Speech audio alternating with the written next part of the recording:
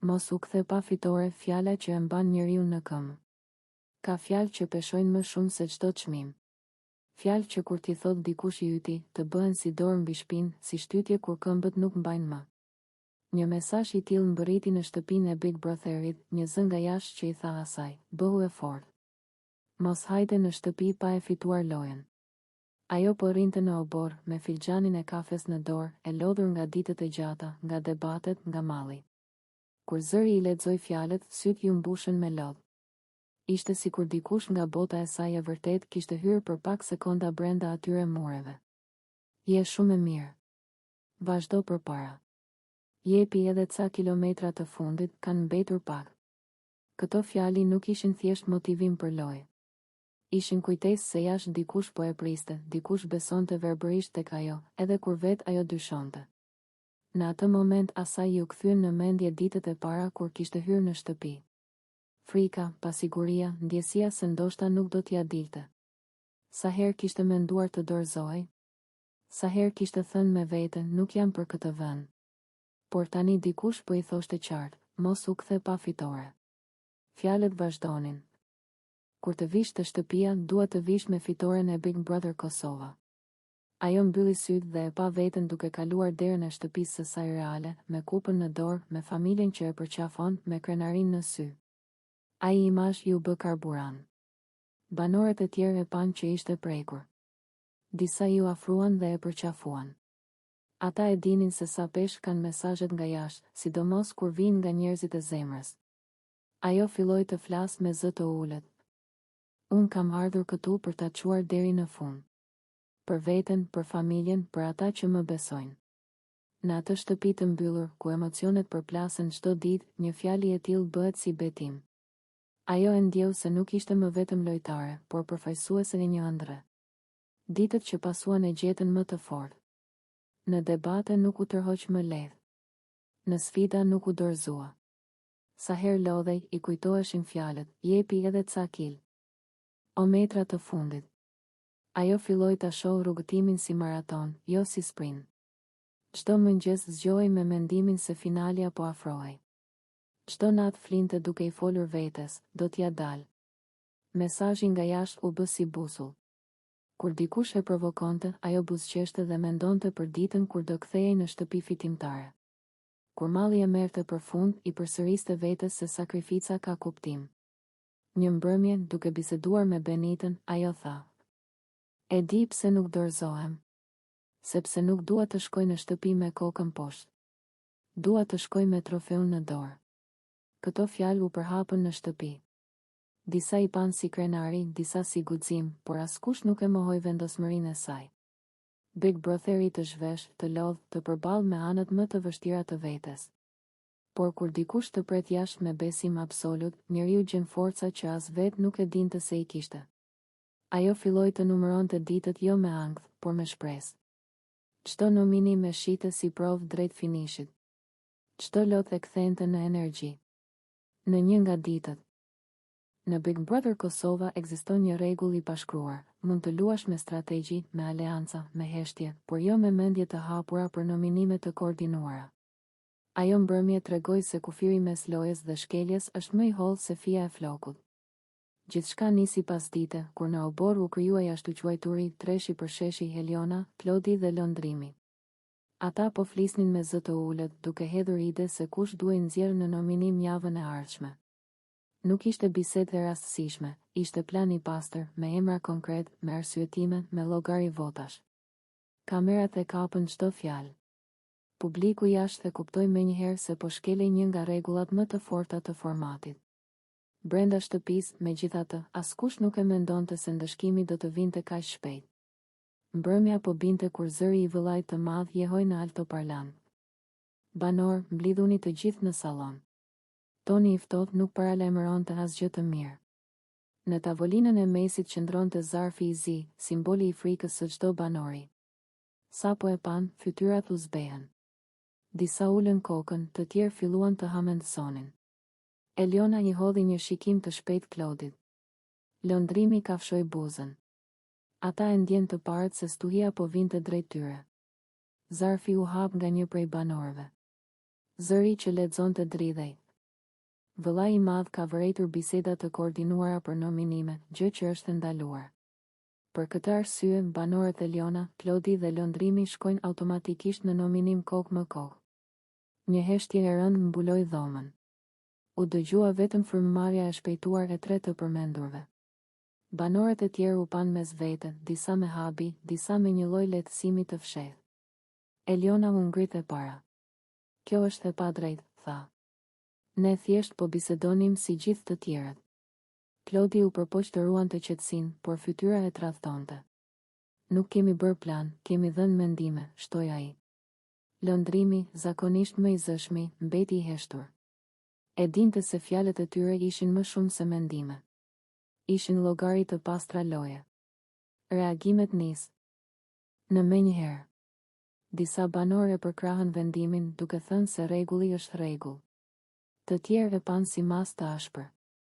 Diskutimet u ndezën. Po të gjithë flasim për nominime, tha njëra nga vajzat. Po jo me marrëveshje të hapur, ja ktheu një tjetër. Treshi u izolua emocionalisht brenda pak minutash.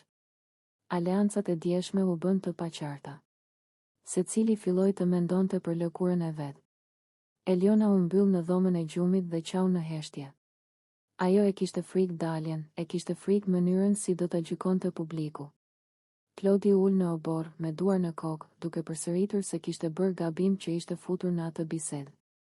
Lëndrimi shëtiste pa drejtim, herë nervoz, herë i dorëzuar. Shtëpia ndryshoi klim brenda një ore. Misit u vunë në provë. Disa filluan të distancoheshin nga treshja, nga frika se mos ndëshkimi prekte edhe ata. Loja mori një kthes të ftohtë. Më vonë, vëllai i madh thirri sërish. Ky nominim është për të kujtuar se loja luhet individualisht, jo me pazare. Fjalët ranë.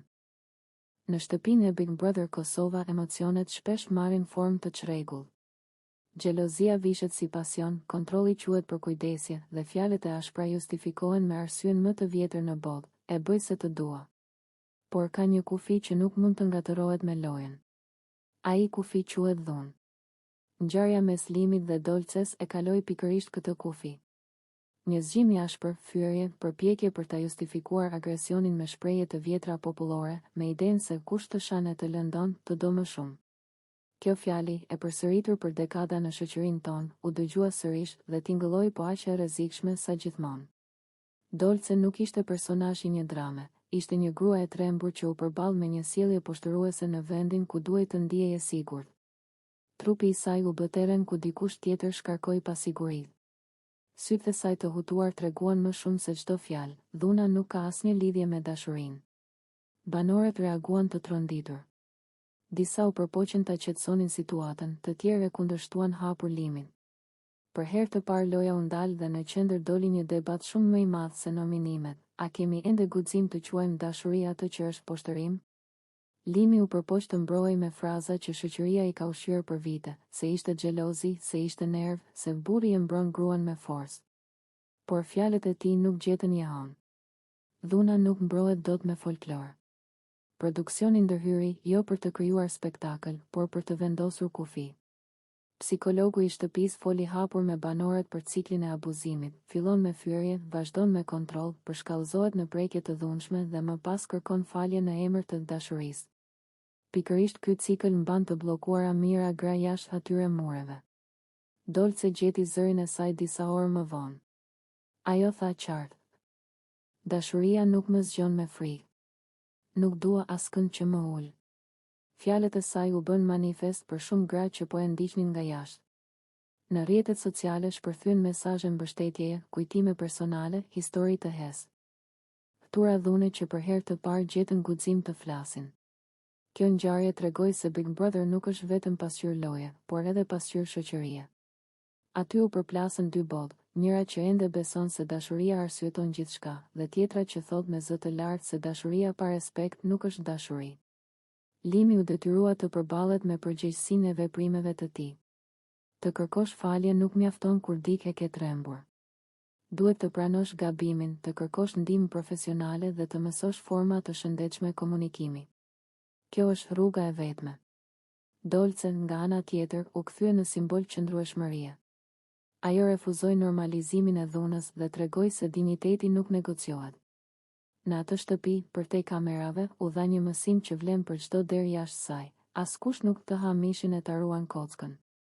Kush të lëndon, nuk të mbron, të dëmton. Nata e asaj ngjarjeje mbylli një kapitull iluzionesh dhe hapi një diskutim të domosdoshëm për shoqërinë tonë.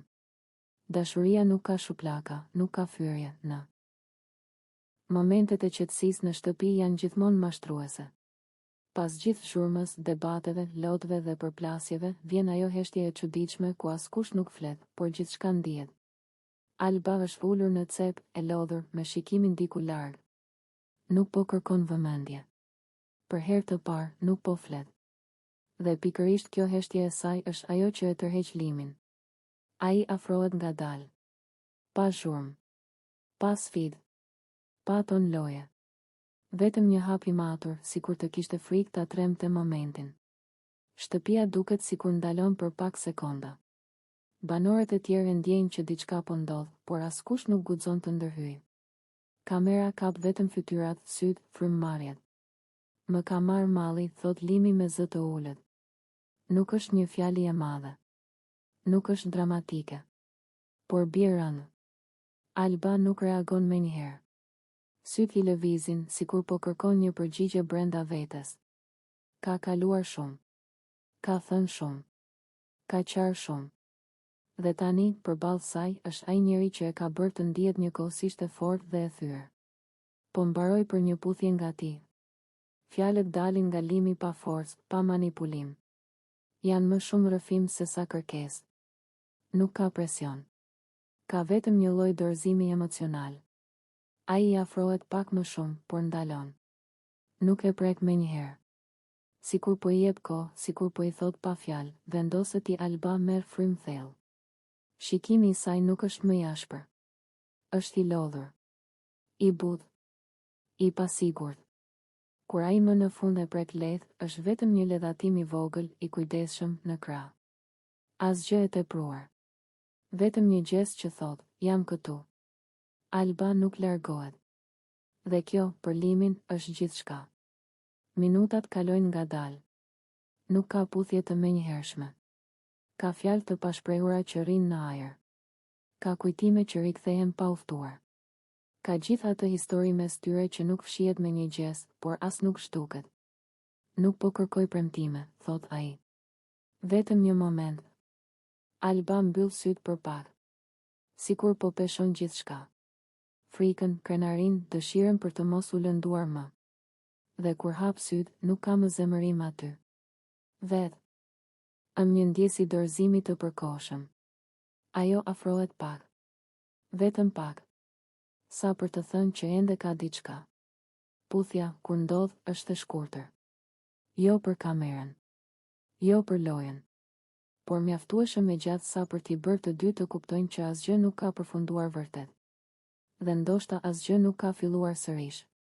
Është thjesht një pauzë në mes të kaosit. Banorët nuk flasin. Disa kthejnë kokën. Disa shikojnë. Të gjithë kuptojnë që ky nuk është një moment strategjie. Është një dobësi e përbashkët, e zhveshur nga fjalët e mëdha. Kur Limi largohet pak, ai nuk buzëqesh. Alba nuk qan. Nuk ka fitore këtu. Vetëm dy njerëz që për një çast harruan kamerat, zhurmën, krenarin dhe u kthyen tek ajo që i kishte lidhur që në fillim, një ndjenjë që s'po di të ikë. Dhe shtëpia vazhdon. Por diçka ka ndryshuar. Jo sepse u puthën, por sepse të dy e pranuan që ende ndjejnë. Dhe ndonjëherë, kjo është më e rrezikshme se çdo dramë.